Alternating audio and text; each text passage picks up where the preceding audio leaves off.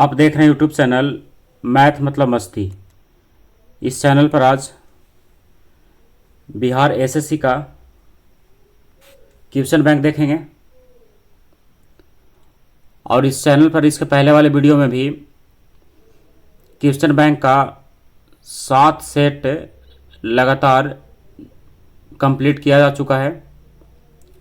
आप अगर अभी तक उस सेट को नहीं देखे हैं तो आप उसको भी ज़रूर कंप्लीट कर लीजिए और उसके बाद फिर अब आज के सेट में आगे बढ़िए। तो आपको जैसा इसमें पता होगा कि इस वीडियो में हम लोग केवल अभी मैथ और रीजनिंग को छोड़ करके जीके और जीएस का प्रश्न देख रहे हैं और मैथ और रीजनिंग के लिए एक अलग से वीडियो आएगा। तो अभी उसमें कुछ समय है, तो इस अभी हम लोग चलिए शुरू करते हैं। बिहार एसएससी का क्वेश्चन बैंक का सेट नंबर 8 ये प्रश्न लिया गया है। 2018 को यह संपन्न हुआ था। तो चलिए शुरू करते हैं। पहला प्रश्न, आज का पहला प्रश्न है। इसमें पहला, दूसरा, ये तीसरा, ऐसा प्रश्न जो दिया है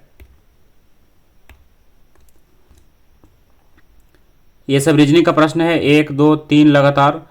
अब आते हैं क्वेश्चन नंबर 4 में।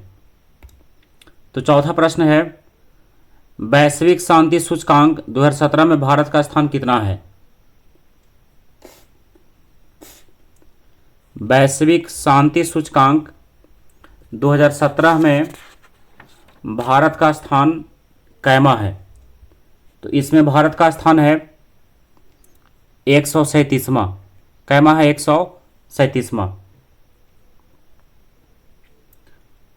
तो ये 2017 का है और 2018 में 136 था और 2019 में 163 था। 2019 में 141 था। 163 देशों का सर्वे किया गया था 2019 में, जिसमें इसका स्थान कैमा था 141 था। इसमें प्रथम स्थान आइसलैंड का और अंतिम स्थान अफगानिस्तान का था। कब? 2019 में। और वैश्विक शांति सूचकांक 2021 में भारत का स्थान जो है 135वां था। तो आप इतना ध्यान रखिएगा। अब चलते हैं क्वेश्चन नंबर 5 में। तो 5 का प्रश्न है, इन ए फ्री स्टेट के लेखक कौन है? तो इसके लेखक हैं बीएस नॉयपाल। कौन है? बीएस नॉयपाल। क्वेश्चन नंबर 6 का ये 6, 7 लगातार जो है मैथ और रीजनिंग का प्रश्न है। तो आते हैं क्वेश्चन नंबर 9 में। मानव शरीर का सामान्य तापमान कितना डिग्री फ़ारेनहाइट होता है? तो बहुत आसान सा प्रश्न है। 98.6 डिग्री फ़ारेनहाइट होता है मानव शरीर का सामान्य तापमान। और सेल्सियस में कितना होता है? लगभग 39.6 डिग्री सेंटीग्रेड। अब आते हैं क्वेश्चन नंबर 10 में। अंगोला की राजधानी कहाँ है? तो अंगोला की राजधानी है लुआंडा। कहाँ है? लुआंडा। क्वेश्चन नंबर 11 है, वायु में प्रकाश का वेग सर्वाधिक होता है किस रंग का? तो सर्वाधिक रंग होता है किसका? सर्वाधिक जो वेग होता है वो लाल रंग का होता है। तो ऑप्शन नंबर ए इसका सही है।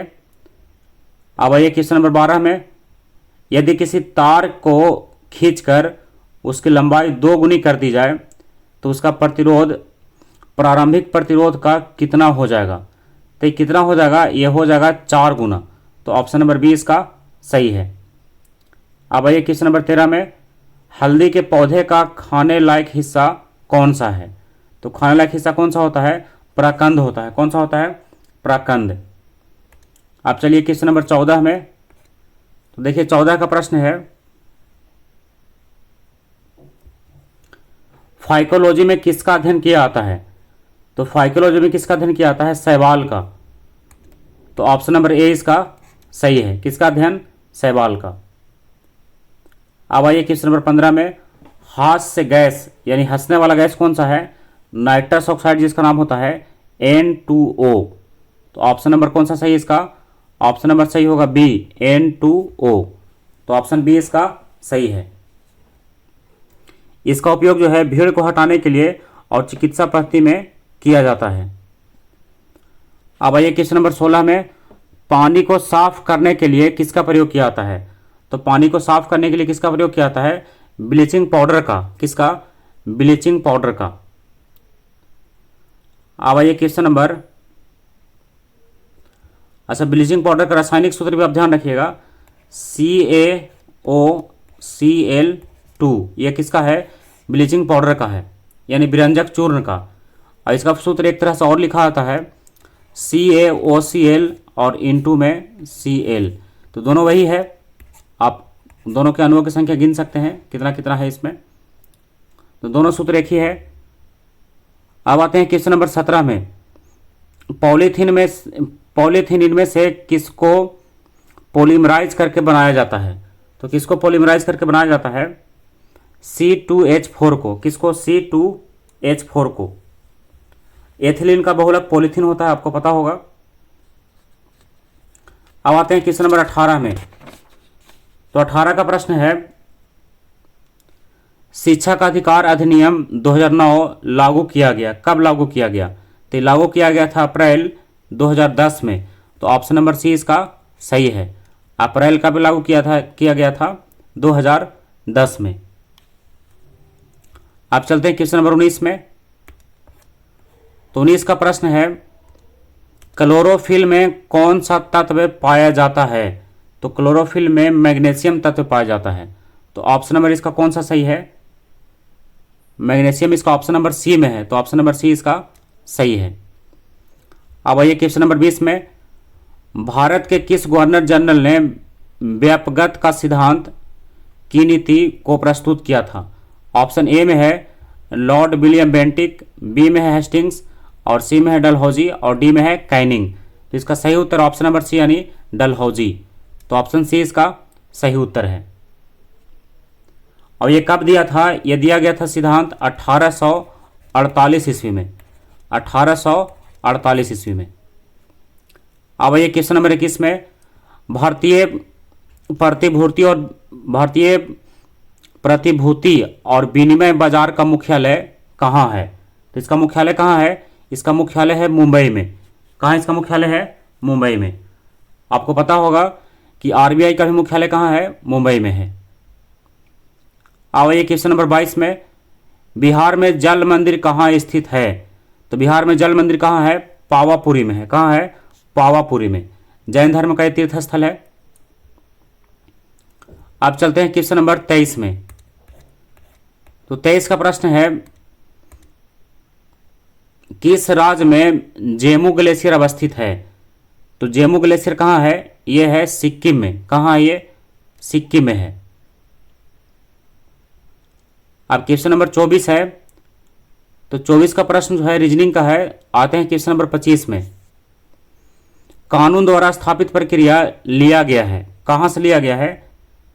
ब्रिटेन के संविधान से, जापान के संविधान से, दक्षिण अफ्रीका के संविधान से, या ऑस्ट्रेलिया के संविधान से। तो ये कहाँ से लिया गया है? ये लिया गया है जापान के संविधान से, तो ऑप्शन नंबर 20 का सही है। अब चलिए क्वेश्चन नंबर 26 में, तो 26 का प्रश्न रीजनिंग का है। 27 28 में आइए, 28 का प्रश्न है, भारतीय वन्यजीव संस्थान कहाँ अवस्थित है? तो ये अवस्थित है कहाँ? देहरादून में, जयपुर में, भोपाल में, नई दिल्ली में। तो ये कहाँ है? यह है देहरादून में, तो ऑप्शन नंबर ए इसका सही है। भारतीय वन्यजीव संस्थान की स्थापना कब किया गया था? 1982 ईस्वी में। कब किया गया था? 1982 में। और भारत पेट्रोलियम संस्थान भी कहाँ है? देहरादून में ही है। भारत पेट्रोलियम संस्थान भी कहाँ है? देहरादून में है। और भारत सर्वेक्षण विभाग भी कहाँ है? देहरादून में ही है। अब आइए क्वेश्चन नंबर 28 के आगे, 29 मैथ का प्रश्न है। आते हैं 30 में, किसे भविष्य का ईंधन भी कहा जाता है? तो भविष्य का ईंधन किसे कहा जाता है? हाइड्रोजन को कहा जाता है। किसे कहा जाता है? हाइड्रोजन को।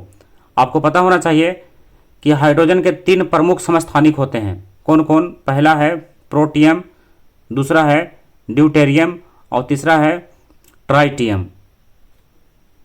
अब आइए क्वेश्चन नंबर 31 में, तो 31 का प्रश्न है, जिस प्रकार इक्थियोलॉजी संबंधित है मछलियों के अध्ययन से, उसी प्रकार जेरेंटोलॉजी किससे संबंधित है। तो प्रश्न यहाँ पर मुख्य रूप से पूछ रहा है कि जेरेंटोलॉजी जो है किससे संबंधित है। तो यह संबंधित है किससे, वृद्धावस्था के अध्ययन से। किससे, वृद्धावस्था के अध्ययन से। अब आइए क्वेश्चन नंबर 32 का रीजनिंग का प्रश्न है। आते हैं क्वेश्चन नंबर 33 में। 33 का प्रश्न है, कौन सा द्वीप परवाल भित्ति से निर्मित है। तो ऑप्शन ए में है बरमूडा द्वीप, फिर ऑप्शन बी में है, बी का ऑप्शन है त्रिस्ताना द कुन्हा, और सी में है सेंट हेलेना द्वीप, और डी में है गफ द्वीप। तो इसका सही उत्तर ऑप्शन नंबर ए यानी बरमूडा द्वीप। अब आइए क्वेश्चन नंबर 34 रीजनिंग का प्रश्न है। आते हैं 35 में। तो 35 मैथ का है। 36 में आइए। 36 का प्रश्न है, बिहार में सेवा का अधिकार अधिनियम कब लागू हुआ। तो बिहार में सेवा का अधिकार पूछ रहा है कि अधिनियम जो है कब से लागू किया गया है। तो कब से लागू किया गया है, ये लागू किया गया है 15 अगस्त 2011 से। तो ऑप्शन नंबर सी इसका सही है। कौन सा सही, ऑप्शन नंबर सी। तो ऑप्शन नंबर सी को आप सही कीजिए इसमें। आप चलते हैं क्वेश्चन नंबर 37 में। तो 37 का प्रश्न है, वायु प्रदूषण का संकेतक किसे माना जाता है। तो किसको माना जाता है, लाइकेन को माना जाता है। किसको, लाइकेन को। तो ऑप्शन नंबर सी इसका सही है। अब आइए क्वेश्चन नंबर 38 में, मोटर कार के हेडलाइट में किसका प्रयोग किया जाता है। उत्तल दर्पण का, अवतल दर्पण का, अवतल लेंस का, या फिर उत्तल लेंस का। तो मोटर कार के हेडलाइट में अवतल दर्पण का प्रयोग किया जाता है। तो ऑप्शन नंबर बी इसका सही है। और उत्तल दर्पण का प्रयोग कहाँ किया जाता है, गाड़ी के चालक के पीछे के दृश्य को देखने के लिए किसका प्रयोग किया जाता है, उत्तल दर्पण का। और अवतल दर्पण का और चर्चित प्रयोग है दाढ़ी बनाने में, आँख नाक कान आदि को देखने के लिए डॉक्टर द्वारा इसका प्रयोग किया जाता है। क्वेश्चन नंबर 39 है, व्यास सम्मान निधि 2017 से किसे सम्मानित किया गया है। व्यास सम्मान 2017 तो किसे सम्मानित किया गया है, ममता कालिया को। किसको किया गया है, ममता कालिया को। अब आते हैं क्वेश्चन नंबर 39 से आगे। तो 40 का प्रश्न रीजनिंग का है। 40 आगे बढ़िए, 41, 42, 43 में आइए। बिहार के किस नृत्य की समानता गुजरात के गरबा से है। यानी गुजरात में जो गरबा है उसका समानता जो है बिहार में किस नृत्य से है। तो किस नृत्य से है, झिझिया से है। तो ऑप्शन नंबर डी इसका सही है। तो बिहार का झिझिया नृत्य जो है गुजरात के गरबा नृत्य के समान ही है। गुजरात के डांडिया और गरबा नृत्य की तरह झिझिया नृत्य नवरात्र पर किया जाने वाला नृत्य है, यानी नृत्य है। गुजरात में डांडिया और गरबा के जैसा बिहार में कौन है, झिझिया नृत्य है। ये आप ध्यान में रखिए। अब आते हैं क्वेश्चन नंबर 44 में, भारत में कौन सी पार्टी मान्यता प्राप्त राष्ट्रीय पार्टी नहीं है। ऑप्शन ए में है भारतीय कम्युनिस्ट पार्टी, बी में है अखिल भारतीय तृणमूल कांग्रेस, सी में है समाजवादी पार्टी, और डी में है बहुजन समाज पार्टी। तो इसका सही उत्तर ऑप्शन नंबर सी यानी समाजवादी पार्टी। समाजवादी पार्टी की स्थापना कब हुआ था, 1992 ईस्वी में। कब किया गया था, 1992 में। और स्थापना के हिसाब से अगर आपको याद रखना है तो कांग्रेस का जरूर ध्यान रखिए। भारतीय राष्ट्रीय कांग्रेस का स्थापना कब किया गया था, 1885 ईस्वी में, 1885। और भारतीय जनता पार्टी का भी ध्यान रखिए, 1980 ईस्वी। भारतीय जनता पार्टी 1980। अब आइए क्वेश्चन नंबर 45 में, प्लाज्मा का मुख्य अवयव क्या है। ऑप्शन ए में है नमक, बी में है प्रोटीन, सी में है ग्लूकोज, और डी में है जल। तो इसका सही उत्तर है ऑप्शन नंबर डी यानी जल। क्या आंसर होगा इसका, जल होगा। क्वेश्चन नंबर 46 है, बिहार में होम रूल लीग के अध्यक्ष जो है कौन थे। तो बिहार में होम रूल लीग के अध्यक्ष कौन थे, मौलाना मजहरुल हक। तो ऑप्शन नंबर सी इसका सही होगा, मौलाना मजहरुल हक। मौलाना मजहरुल हक को फकीर कहा जाता है। बिहार होम रूल लीग की स्थापना कब किया गया था, 1916 ईस्वी में। कब किया गया था, 1916 ईस्वी में। और भारत में होम रूल लीग की स्थापना 1916 में किया गया था और बाल गंगाधर तिलक द्वारा किया गया था। तो भारत में स्थापना हुआ था इसका अप्रैल में और बिहार में स्थापना हुआ था दिसंबर में। तो 1916 का ही दोनों है, लेकिन भारत का है अप्रैल का और बिहार का है दिसंबर का। अब चलिए क्वेश्चन नंबर 46 के बाद आगे 47 मैथ का प्रश्न है, 48 पे सही है, 49, 50, 51, 52। आगे बढ़िए क्वेश्चन नंबर 54 में। तो 54 का प्रश्न है, इंडिया ऑफ माई ड्रीम्स पुस्तक के लेखक कौन है? इसके लेखक हैं महात्मा गांधी। इसके लेखक कौन है? महात्मा गांधी। तो ऑप्शन नंबर बी इसका सही है। और इंडिया डिवाइड के लेखक कौन है? डॉक्टर राजेंद्र प्रसाद। और न्यू इंडिया के लेखक कौन है? Annie Besant. और भारत भारती के लेखक मैथिली शरण गुप्त। और भारत दुर्दशा के लेखक भारतेंदु हरिश्चंद्र। तो ये सब मेन पॉइंट है आपको क्वेश्चन में, बुक से रिलेटेड है, इसको आप जरूर ध्यान रखिएगा। अब चलते हैं आगे क्वेश्चन नंबर 54 के बाद देखिए।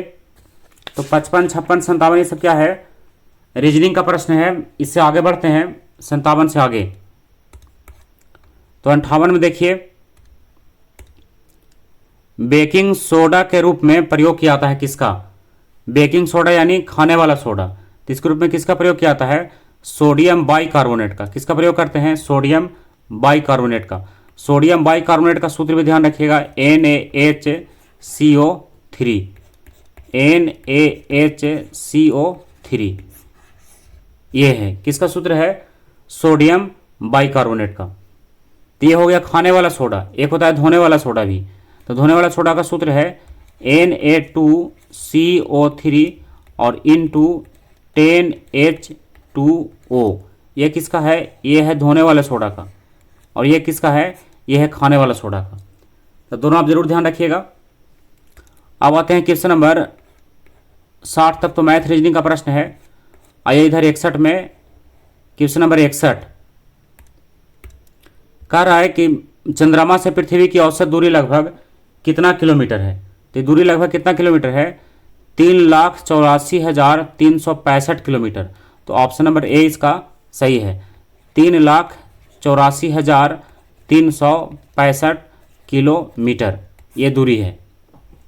कहाँ से? चंद्रमा से पृथ्वी तक की। अब आइए क्वेश्चन नंबर 62 में, वह महिला जो इंडियन नेशनल आर्मी यानी आज़ाद हिंद फौज में शामिल हुई थी, उसका नाम क्या था? उसका नाम था लक्ष्मी सहगल। तो ऑप्शन नंबर बी इसका सही है। अब आते हैं क्वेश्चन नंबर 62 के बाद 63 में, दिए गए विकल्पों में से बेमेल शब्द। तो ये तो रीजनिंग का प्रश्न है। आगे बढ़ते हैं। भारत में कौन सी पंचवर्षीय योजना हेराल्ड डोमर मॉडल पर आधारित है? तो कौन सा पंचवर्षीय योजना आधारित है? हेराल्ड डोमर मॉडल पर। तो इसका सही उत्तर है ऑप्शन नंबर ए यानी प्रथम पंचवर्षीय योजना। किस पर आधारित है? हेराल्ड डोमर मॉडल पर। अब आइए क्वेश्चन नंबर 65 में। तो 65 का प्रश्न है, राष्ट्रीय प्रतिरक्षा विज्ञान संस्थान कहाँ अवस्थित है? तो ये अवस्थित है कहाँ? नई दिल्ली में अवस्थित है। कहाँ है? नई दिल्ली में।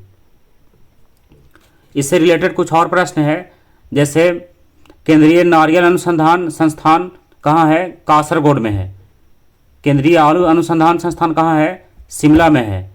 केंद्रीय कांच अनुसंधान संस्थान कहाँ है? कोलकाता में है। ये सब मुख्य प्रश्न है जो एग्जाम में बार बार पूछे जाते हैं, आप इसको जरूर ध्यान रखिएगा। अब आइए क्वेश्चन नंबर 66 में, किस देश ने फीफा अंडर-17 वर्ल्ड कप 2017 जीता है? तो किसने जीता है? इंग्लैंड ने जीता था। किसने जीता था? इंग्लैंड ने। तो ऑप्शन नंबर सी इसका सही है। क्वेश्चन नंबर 67 है, वायुमंडल में कार्बन डाइऑक्साइड का प्रतिशत लगभग कितना प्रतिशत है? तो 0 कितना प्रतिशत? 0.03%। 0.03%। तो ऑप्शन नंबर सी इसका सही है। अब आइए क्वेश्चन नंबर 68 में, वनस्पति घी के निर्माण में किसका प्रयोग किया जाता है? तो किसका प्रयोग किया जाता है? प्रयोग किया जाता है किसका? हाइड्रोजन का। तो ऑप्शन नंबर डी इसका सही है। अब आइए क्वेश्चन नंबर 68 के बाद 71 में मानव शरीर में गुणसूत्रों के कितने जोड़े पाए जाते हैं? तो कितना जोड़ा?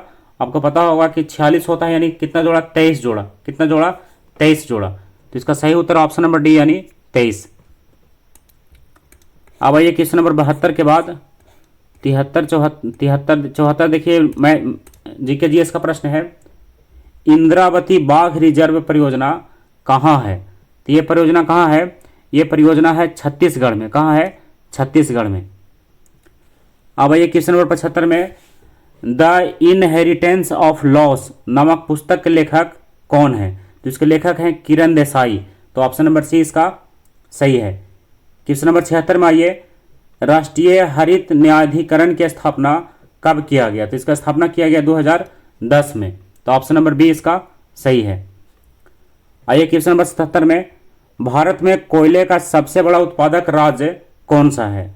तो इसका सबसे बड़ा उत्पादक राज्य है झारखंड। तो ऑप्शन नंबर बी इसका सही होगा। कौन सा राज्य सबसे बड़ा उत्पादक? झारखंड है।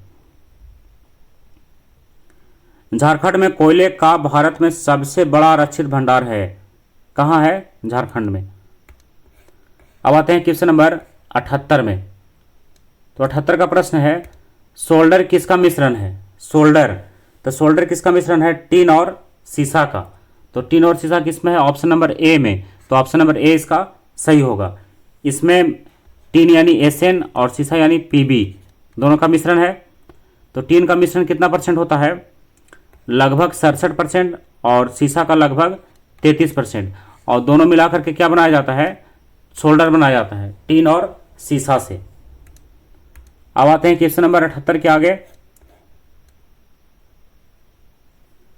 80 में देखिए रीजनिंग का प्रश्न है। 81, 82, 83 समय देखिए यहाँ पर 83 एक प्रश्न है, जीके और जीएस से रिलेटेड है। तो देखते हैं 83 में, किसने वर्ष 2017 का द मान बुकर पुरस्कार जीता है? यानी 2017 का मान बुकर पुरस्कार जो है किसे मिला है? तो ये किसको मिला है? ये मिला है जॉर्ज सैंडर्स को। तो ऑप्शन नंबर डी इसका सही होगा। अब आइए क्वेश्चन नंबर 83 के बाद 84 में। तो 84 का प्रश्न है, मटर का मार्स रोग किसके कमी से होता है? यानी मटर में एक रोग होता है मार्स रोग, ये किसके कमी से होता है ये पूछ रहा है। तो ये किसके कमी से होता है? ये कमी होता है मैग्नीज की कमी से। तो ऑप्शन नंबर सी इसका सही है। अब आइए क्वेश्चन नंबर, इसमें रोग से रिलेटेड और प्रश्न है पेड़ पौधे के लिए। नींबू में डाईबैक रोग तांबा की कमी से होता है। आप ध्यान रखिएगा, नींबू में एक रोग होता है जिसका नाम है डाईबैक, ये किसके कमी से होता है? तांबा की कमी से होता है। और है धान में खैरा रोग, बहुत इंपॉर्टेंट है। धान में खैरा रोग किसकी कमी से होता है? जस्ता की कमी से होता है। और लीची में उसके पत्तियों का जलना किसकी कमी से होता है? पोटेशियम की कमी से होता है। और गाजर में कोटर सॉफ्ट किसकी कमी से होता है? कैल्शियम की कमी से होता है। तो ये सब मुख्य प्रश्न है जो पेड़ पौधे से रिलेटेड पूछा जाता है, आप इसको जरूर ध्यान रखिएगा। अब आते हैं क्वेश्चन नंबर 85 में, एकीकृत ऊर्जा विकास कार्यक्रम का मुख्य उद्देश्य क्या है? तो इसका मुख्य उद्देश्य है दूरस्थ क्षेत्रों में ऊर्जा सुनिश्चित करना। तो ऑप्शन नंबर डी इसका सही है। अब आइए क्वेश्चन नंबर 86 में। तो 86 का प्रश्न है, तारपीन का तेल निकाला जाता है। तो तारपीन का तेल किस पेड़ से निकाला जाता है ये पूछ रहा है। तो तारपीन का तेल जो है चीड़ नामक पेड़ से निकाला जाता है। तो ऑप्शन नंबर बी इसका सही है। चीड़, सिकोया, देवदार, स्प्रूस आदि की लकड़ी से फर्नीचर भी बनाया जाता है। देवदार की लकड़ी से साइट्रस तेल तथा जूनिपेरस की लकड़ी से सेडस कास्ट तेल मिलता है। और कह रहा है कि इसमें कि तारपीन का तेल निकाला जाता है किससे? चीड़ से। तो 86 हो गया, 87, 88, 89, 90, 91, 92 में आइए क्वेश्चन नंबर 92। इसमें कह रहा है, हर घर बिजली योजना बिहार सरकार द्वारा कब शुरू किया गया? तो कब शुरू किया गया था? ये शुरू किया गया था नवंबर 2016 में। कब? नवंबर 2016 में। और बिहार सरकार का 7 निश्चय योजना में ये आरंभ किया गया था। अब आइए क्वेश्चन नंबर 93 में, दूध क्या है? तो दूध क्या है? एक पायस का उदाहरण है। किसका उदाहरण है? एक पायस का। दूध एक पायस का उदाहरण है। अब आइए क्वेश्चन नंबर 93 के बाद 94, 95, इस मैथ रीजनिंग का प्रश्न है। अब देखिए 96 में क्या है, ये भी मैथ रीजनिंग का ही है। 98, 99, 100, 1, 2 ये था मैथ और रीजनिंग से रिलेटेड है। क्वेश्चन नंबर 105, 6, 7, 8, 9, 10, 11 ये सब मैथ और रीजनिंग का ही प्रश्न है। 14, 15, 16 ये सारा प्रश्न जो है मैथ और रीजनिंग का ही है। 23 के बाद देखिए 24। क्वेश्चन नंबर 25 देखिए एक जीके का प्रश्न है, क्वेश्चन नंबर 25। तो 25 को देखते हैं। 125 में कह रहा है कि बुध के जन्म का प्रतीक क्या है। तो बुध के जन्म का प्रतीक क्या है ये आपको बताना है। तो बुध के जन्म का प्रतीक है साढ़। तो ऑप्शन नंबर कौन सा सही होगा इसका? ऑप्शन नंबर ए सही होगा। कौन सही होगा? ऑप्शन नंबर ए, कमल और साढ़। ये क्या है? बुध के जन्म का प्रतीक है। बुध का जन्म जो है कब हुआ था? 563 ईस्वी पूर्व लुम्बिनी वन में हुआ था। कहाँ हुआ था? 563 ईस्वी पूर्व लुम्बिनी वन में। वर्तमान समय लुम्बिनी कहाँ है? नेपाल में है। और बुध का महापरिनिर्वाण कब हुआ है? 483 ईस्वी पूर्व कुशीनगर में। कहाँ हुआ था? कुशीनगर में। और बुध का जो गृह त्याग है उसका प्रतीक चिन्ह क्या है? घोड़ा है। गृह त्याग का प्रतीक चिन्ह घोड़ा, आप ध्यान रखिएगा। और बुध के प्रथम उपदेश कहाँ दिए गए थे? सारनाथ। यानी बुध ने अपना प्रथम उपदेश कहाँ दिया था? सारनाथ में। और बुध ने अंतिम उपदेश कहाँ दिया? कुशीनगर में। कहाँ दिया? कुशीनगर में। और वहीं उनका क्या हो गया? देहांत हो गया, जिनको हम लोग किस नाम से जानते हैं? महापरिनिर्वाण के नाम से जानते हैं। और बुध ने सबसे अधिक उपदेश कहाँ दिया था? श्रावस्ती में दिया था। कहाँ दिया था? श्रावस्ती में। तो इतना मुख्य प्रश्न जो बुध से रिलेटेड है वो हमेशा एग्जाम में पूछते रहता है, आप इसको जरूर ध्यान रखिएगा। आप चलते हैं क्वेश्चन नंबर 126 में। अपने पद से इस्तीफा देने वाले प्रथम भारतीय प्रधानमंत्री कौन थे? तो प्रथम भारतीय प्रधानमंत्री कौन है? Morarji Desai. Option number B इसका सही होगा। तो मोरारजी देसाई जो है प्रथम गैर कांग्रेसी प्रधानमंत्री थे। और कब बने थे? 1977 से 1979 तक। कब से कब तक थे? 1977 से 1979 तक। अब आइए क्वेश्चन नंबर 127 में। 127 का प्रश्न है,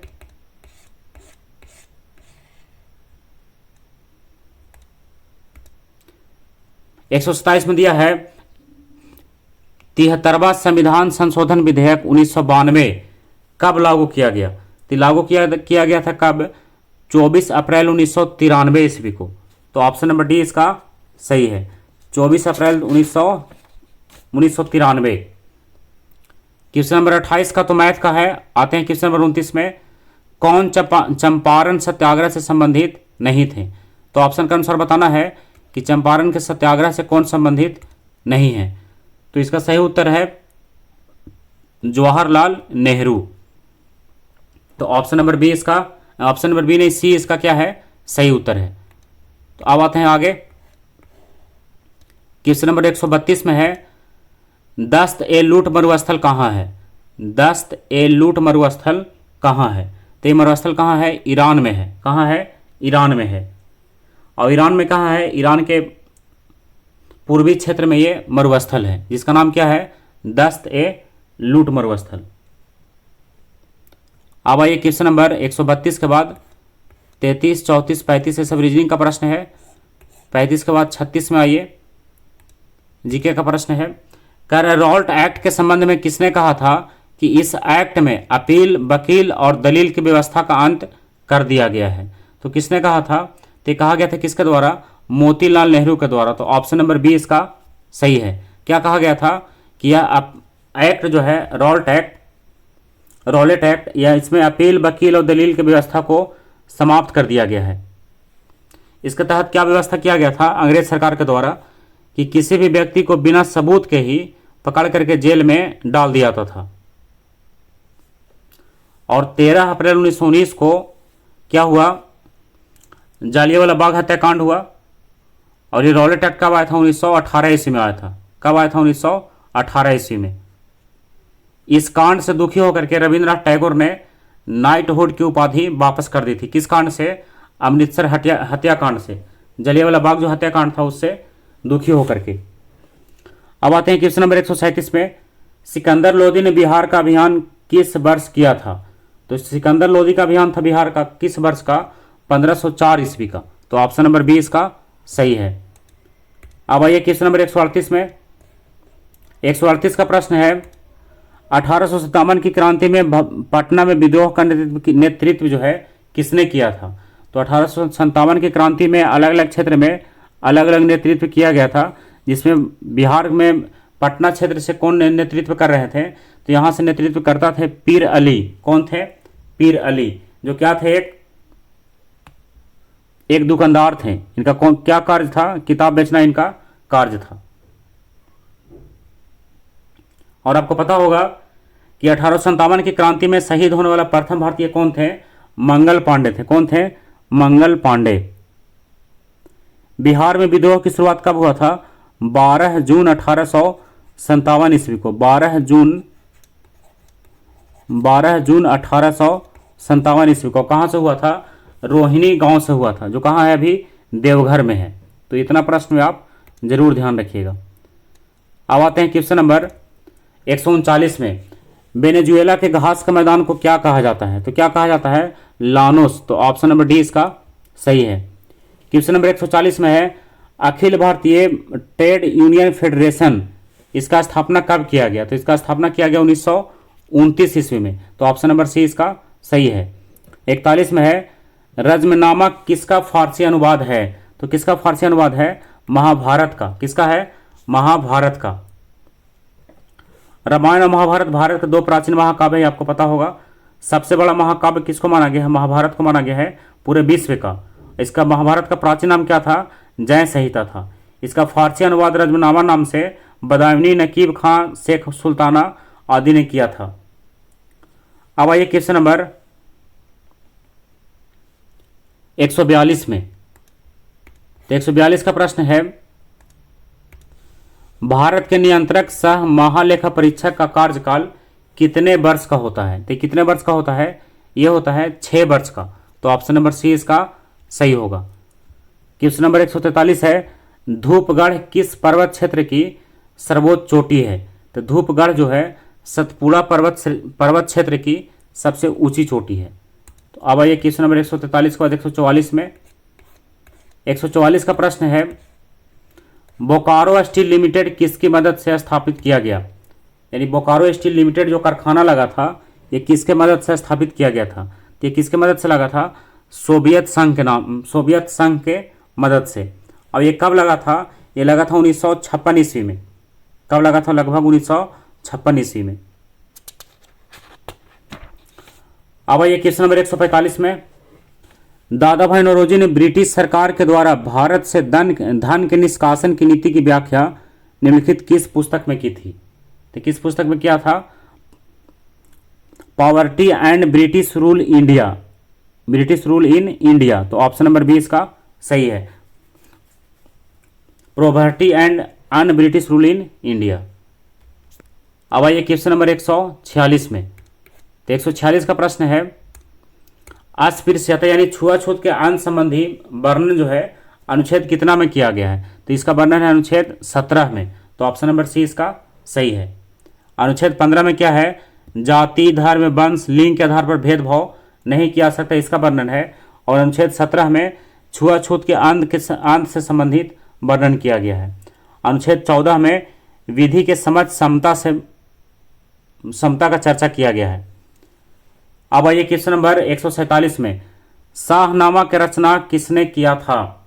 शाहनामा के रचनाकार कौन है? इसके रचनाकार हैं फिरदौसी। तो ऑप्शन नंबर बी इसका सही होगा। अब लास्ट प्रश्न की ओर बढ़ रहे हैं। क्वेश्चन नंबर 148 में नील आंदोलन कहाँ चलाया गया था? तो कहाँ चला था? बंगाल में चला था। कहाँ चला था? बंगाल में। और जो नील आंदोलन है लगभग 1859 ईस्वी में चला था। 1859 में कौन सा आंदोलन चला था? नील आंदोलन। अब चलिए क्वेश्चन नंबर 148 के बाद 149 और 50 दो क्वेश्चन और बच रहा है। 49 में है उत्तर कोरिया तथा दक्षिण कोरिया के बीच सीमा रेखा का निर्धारण जो है कौन सा नाम से किया गया है? तो किस नाम से किया गया है? यह किया गया है 38वीं समानांतर रेखा के नाम से। तो ऑप्शन नंबर सी इसका सही है, 38वीं समानांतर रेखा। और इसमें और जानकारी आपको पता होगा, जैसे रेड क्लिफ जो है किसके बीच है? भारत और पाकिस्तान के बीच है। कब से बना है? 1947 ईस्वी से। और भारत और चीन के बीच कौन सी रेखा है?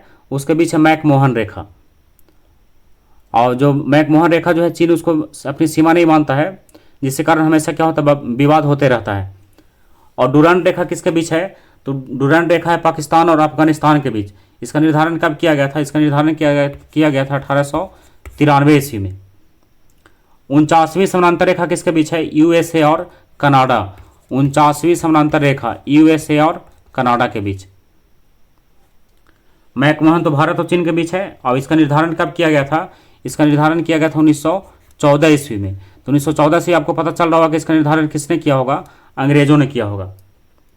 हिडनबर्ग रेखा किसके बीच है? जर्मनी और पोलैंड के बीच। मैगिनॉट रेखा ये जर्मनी और फ्रांस के बीच। मेन रहीम रेखा ये किसके बीच है? रूस और फिनलैंड के बीच। 17वीं समानांतर रेखा ये उत्तरी वियतनाम और दक्षिणी वियतनाम के बीच। तो इतना प्रश्न जो है मुख्य रूप से एग्जाम में कई बार पूछा गया है, तो आप इसको जरूर ध्यान रखिएगा। एक और प्रश्न है लास्ट आज के लिए, क्वेश्चन नंबर 150 का, किस वर्ष में सुभाष चंद्र बोस ने भारतीय राष्ट्रीय सेना का नेतृत्व किया था? तो किस वर्ष किया था नेतृत्व? तो इन्होंने किया था नेतृत्व किस वर्ष? 1943 में। कब किया था? 1943 में। 1943 में आज़ाद हिंद फौज का सुपर कमांडर किसको चयनित किया गया था? सुभाष चंद्र बोस को। आज़ाद हिंद फौज का प्रथम डिवीजन कैप्टन कौन थे? मोहन सिंह को बनाया गया था। और सुभाष चंद्र बोस जो है 1938 से लेकर के 1939 तक, यानी लगभग 1 वर्ष तक कांग्रेस के अध्यक्ष भी रहे थे, 1938 से 1939 तक। तो बस आज का प्रश्न यही समाप्त हो गया। तो आज के प्रश्न में हम लोग एक सेट देखे हैं, क्वेश्चन बैंक था ये, यानी पिछले वर्ष का क्वेश्चन ही है। ये कब संपन्न हुआ था? ये एग्ज़ाम जो है 2018 का है। और इस प्रकार आज का पूरा सेट कंप्लीट हो गया, लेकिन इसमें मैथ और रीजनिंग का प्रश्न बच रहा है, जो हम लोग किसी दूसरे सेट में करेंगे। तो आज के लिए केवल यही प्रश्न काफ़ी है, तो आप इसको ज़रूर ध्यान रखिएगा। और इससे रिलेटेड जितना भी प्रश्न बन सकता है उसको भी आप ज़रूर ध्यान रखिएगा। तो आज का वीडियो यहीं समाप्त हुआ। अगला वीडियो फिर आएगा इसी का अगला सेट, जो क्वेश्चन बैंक ही होगा। तब तक के लिए